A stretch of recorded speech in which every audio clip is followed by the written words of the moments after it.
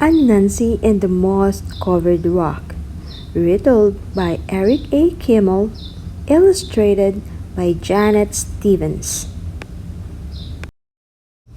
Once upon a time, Anansi the spider was walking through the forest when something caught his eye.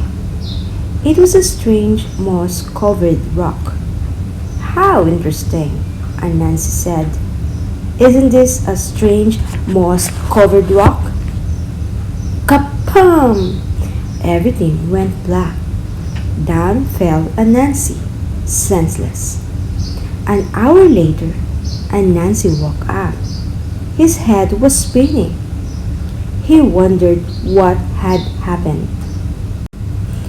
"I was walking along the path when something caught my eye.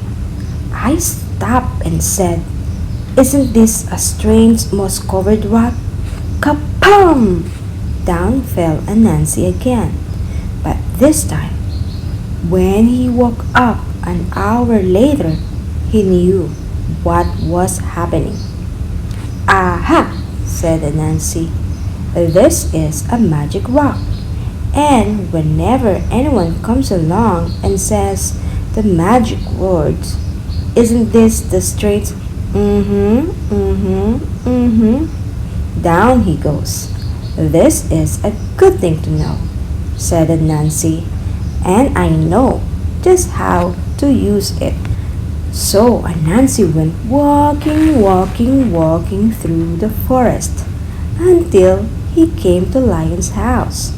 Lion was sitting on his porch. At his feet was a great pile of yams. Anansi loved yams, but he was too lazy to dig them up himself. Anansi said to Lion, "Hello, Lion.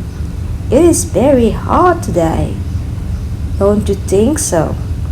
"Yes, Anansi," said Lion. "It is terribly hot. I am going for a walk in the forest," said Anansi. "Would you like to come?" "I certainly would," said Lion.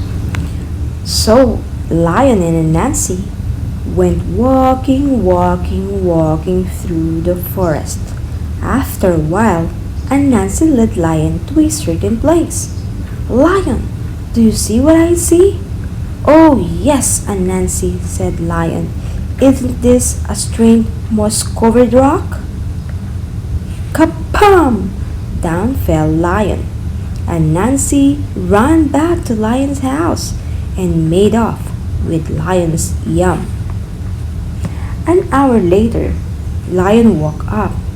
His head was spinning. Anansi was nowhere in sight.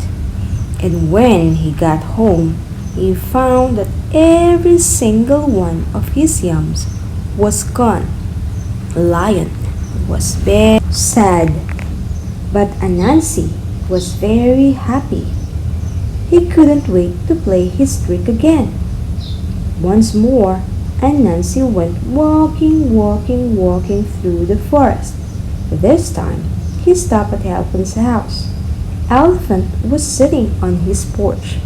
At Elephant's feet was a great pile of bananas. Anansi loved bananas, but he was too lazy to pick them himself. But he said to Elephant, "Hello, Elephant. Isn't it hot today?" "It is," Elephant agreed. "I am going for a walk in the cool forest." Anansi said, "Would you like to come?" "That sounds nice," said Elephant. "Thank you for inviting me, Anansi." So Anansi and Elephant went walking through the forest. After a while, Anansi led Elephant to a certain place.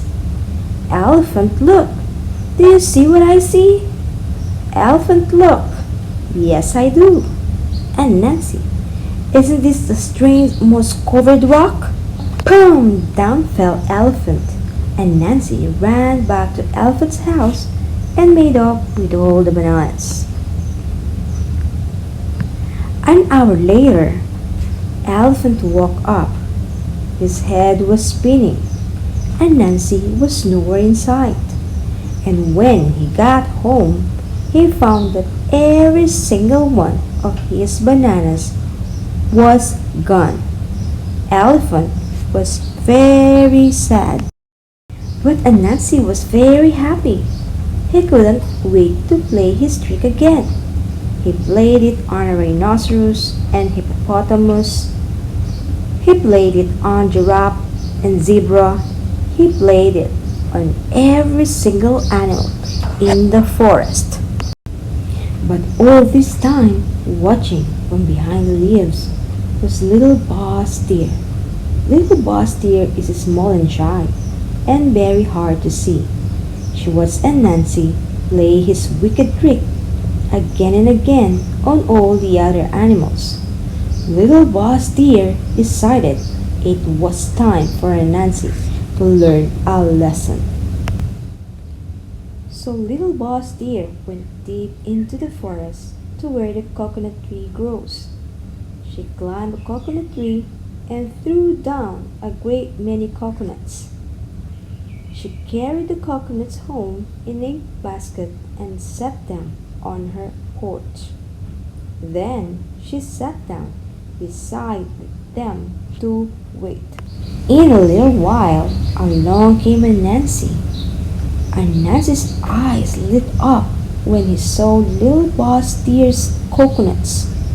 Anansi loved coconuts. He loved to eat the tender white coconut meat and drink the sweet coconut milk inside.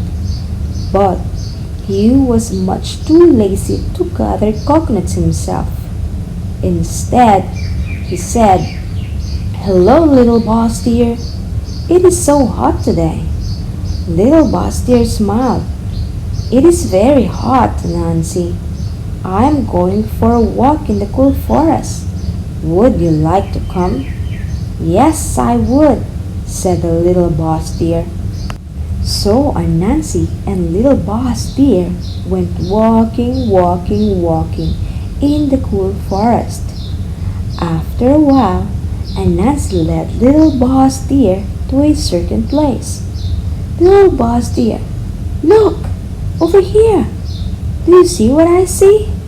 Little Boss Deer knew all about Anansi's trick. She looked. "No, Anansi, I don't see anything." "You must see it. Look very carefully." Little Boss Deer looked. "No, I still don't see anything," she said. And Nancy began to get angry. "You must see it. Look over here. Look right here where I am pointing. Do you see it now?" "No, Nancy," said Little Boss Deer. And Nancy stamped his legs. "You see it. You just don't want to say it." "Say what?" said Little Boss Deer. "You know. Is that what I'm supposed to say?" "Yes," said Anansi. "All right then, I will say it to make you happy." "You know," said Little Boss Deer. "There, I said it. Are you satisfied?" "No," Anansi shouted. "You're not supposed to say 'you know.' What I'm supposed to say, you're supposed to say, 'Isn't this a strange moss-covered rock?'" Kaboom! Down fell Anansi. Little Boss Deer ran and grabbed all the other animals. Together, they went to Anansi's house and looked back all the good things he had stolen from them. An hour later, Anansi woke up. His head was spinning. Little Boss Deer was nowhere in sight, and when he got home, he found his house as empty as it was before. But if you think Anansi learned his lesson, you're mistaken, because he's still playing tricks this very day. The end.